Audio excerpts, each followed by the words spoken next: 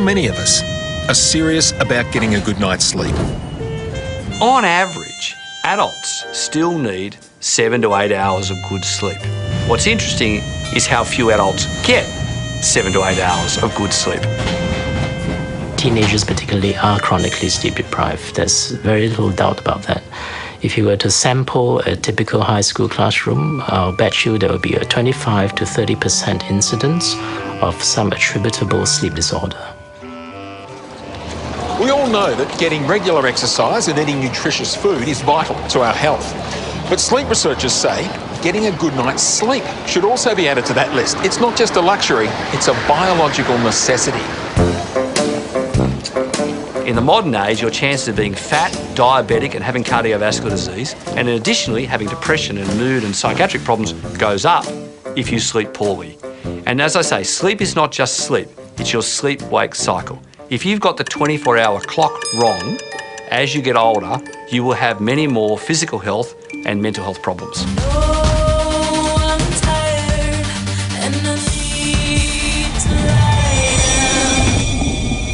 The part of your brain that tries to make you sleep and wake at the most beneficial times is the suprachiasmatic nucleus, otherwise known as the body's master clock. It receives information from your eyes about incoming light. So when it gets dark at night, it directs your pineal gland to secrete melatonin, a hormone that makes you sleepy. Then in the morning, when the sunlight hits your eyes, the signal is given to stop releasing melatonin, making you more alert. Disrupt those light signals and your sleep-wake cycle can fall apart. Oh, I've had a patient recently who was completely blind from 18 months of age because he had a cancer in his eye.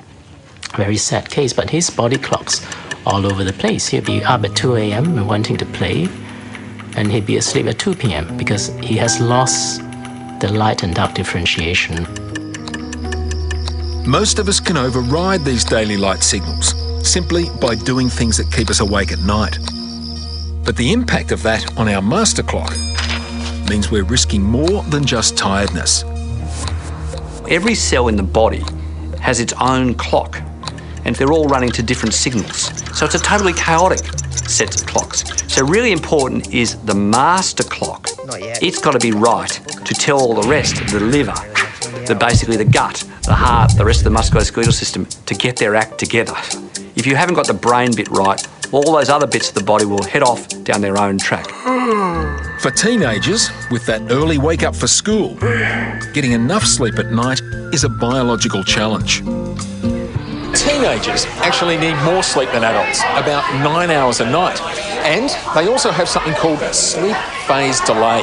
The major difference between animals and humans is really this massive frontal area. If you measure melatonin in teenagers, it is delayed, and it's also probably smaller in amount that's secreted.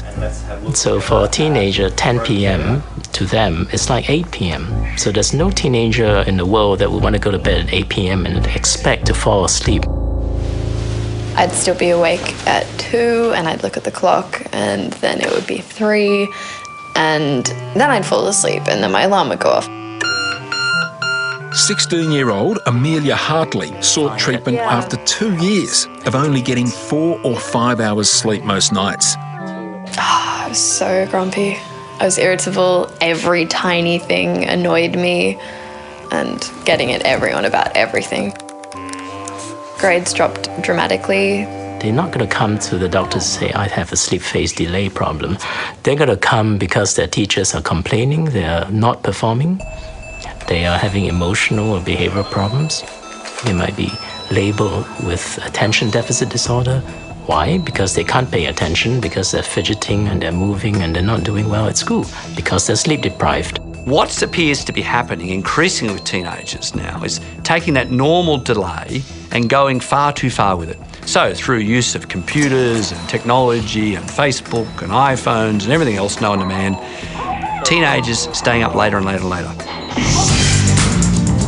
So, for older teenagers, young adults, and then for the rest of us, what we're really saying is optimally, the go-to-sleep time is around 11 o'clock. Now, for younger teenagers, it's still going to be around, 10 o'clock to 11 o'clock. For older teenagers, maybe slightly later.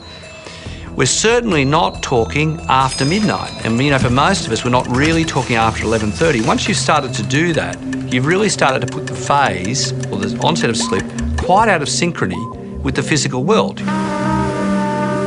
Successfully getting your body clock back on track begins the moment you wake up.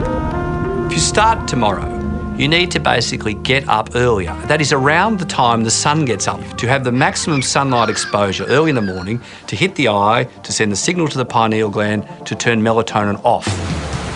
Also, to be up and physically active, doing things, drives cortisol up, drives melatonin down, drives body temperature up. All the signals that this is the start of the 24-hour cycle.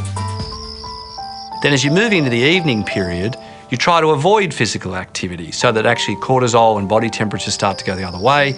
Darkness comes on, so actually that requires turning the lights out, you know, stopping all the computers, TVs, everything else, to allow melatonin to surge onwards. You'll then go to sleep much more deeply, into deeper phases of sleep, and you'll wake up feeling much more refreshed.